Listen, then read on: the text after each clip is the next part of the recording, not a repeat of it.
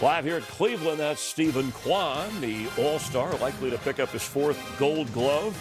And his team trying to end a 5-game losing skid, facing the Rays and Brandon Lowe. Third straight season with 20 homers or more. The Rays just took the series with the Cardinals over the weekend. Live baseball straight ahead here on FS1.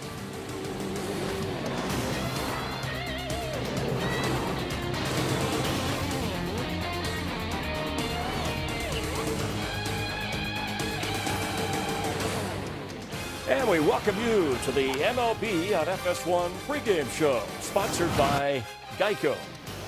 From our studios in Los Angeles, FS1 with Dontrell Willis, our ace pitcher. I'm Chris Myers. Nice to see you. Hope everybody had a great weekend. You know, a week from today is September 1st. So we've got about 30 games left in the regular season, so it is crunch time. Two teams you're going to see tonight had a chance at a wild card run. Still some faint hopes, so no margin for error. They are long shots. But of the games we're seeing tonight and some important games we'll be updating you on, we have an hour post-game show after Cleveland and the game we're going to bring you with Tampa Bay. But what are you paying attention to the most? Well, there's a couple matchups. The first one is Phillies-Mets. That's a big-time matchup, heated rivalry. Sanchez versus Senga. If you look at the Mets rotation, they have not played well down the stretch, especially Senga. He has to step up. A 5 ERA over his last 7 starts, that's unacceptable. So this is a time for him to go up against a high-pressure lineup and put up some zeros. The other matchup, though, is Mariners-Padres. And you know it's going to be spicy because both sides need these games, and Kyle Raleigh is surging to try to steal that MVP from Aaron Judge. He has to continue to play well offensively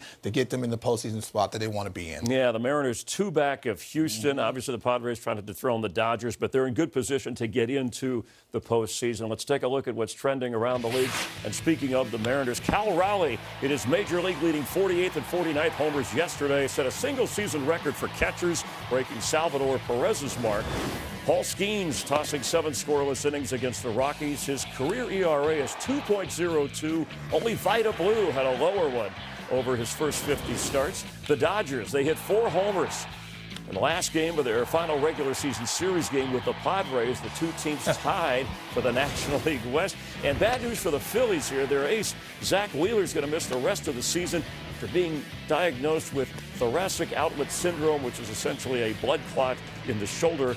And that is unfortunate. Since joining the team in 2020, Wheeler ranks at the top 3 at wins, whip, strikeouts, ERA. He's been an ace for the team, especially in the postseason, with an ERA just over 2 in 12 playoff games. So Philly's already in pretty good shape. We know they're contenders, but how does this cut into them? Are you worried about them in the long-range picture getting into the postseason without their ace Wheeler? Well, first of all, glad that Zach is doing okay. That's the first thing, main focus. But the bottom line is you can't make up for somebody that has a 2.1 ERA in the postseason. And so him being able to have that whole low heart rate and being able to go up against the other team's ace, but the Phillies have depth. And so I love what their depth is in the rotation when you have Sanchez, Suarez, and Luzardo. The problem is they're left-handed heavy, and I don't want to throw 3 lefties in a row because that second lefty and that third lefty is going to be tough sledding to be able to get out because the offense is going to see the same look for 3 days in a row. So for me, Aaron Nola has to step up, and he's got a couple weeks to be able to prove to Dave Dombrowski and the rest of that brass that he can pitch in big games, especially in the postseason, to throw him in between those lefties. But as far as their experience, offensive talent, I think they're still one of the upper echelon of the National League to have a chance to win a World Series. But that's a huge blow. You can't make up for a Zach Wheeler. Only with another Zach Wheeler. They don't have that in the back pocket. They do have the 7-game lead. You talked about that series with the Mets in the National League East at the moment. Well, one of the great rivalries in the game did not disappoint after being swept by the Dodgers the previous weekend. We just touched on the Padres took 2 out of 3 this weekend. The Dodgers won the season series. They do hold the tiebreaker if necessary. That could be critical, as close as this is and as important as it is, to be one of the top 2 teams in each league once you win your division. But what did you take away from the length of the whole series, not just this weekend, Dontrell, that may have changed your view from what you thought at the beginning of these two teams to where you are now? Well, I thought the San Diego Padres offense on paper were going to be a lot better. They still have trouble scoring runs. Also, they have trouble keeping the Dodgers in the yard. Now, if the Padres are leading after the 5th fifth inning, they can deploy some serious firepower with Suarez and Miller and guys like that in the back end. But at the flip side of it, the Dodgers lineup, especially with Mookie Betts starting to cover the baseball, you see what Freddie Freeman can do when the lights are right.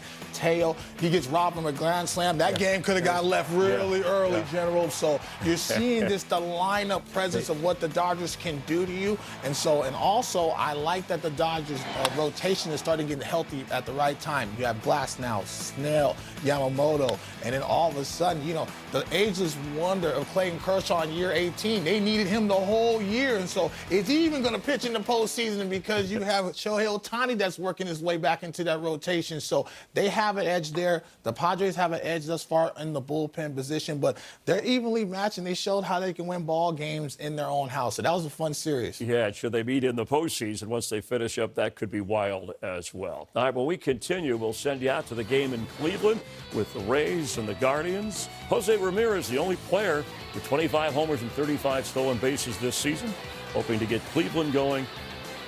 And Junior Caminero, 37 home runs, third in the American League. And we mentioned Rowley, who leads the way, had a great story. His wife, they're having a baby, get dedicated to his daughter, hit a grand slam over the weekend. Live baseball with Connor Onion and Tom Perducci coming right up.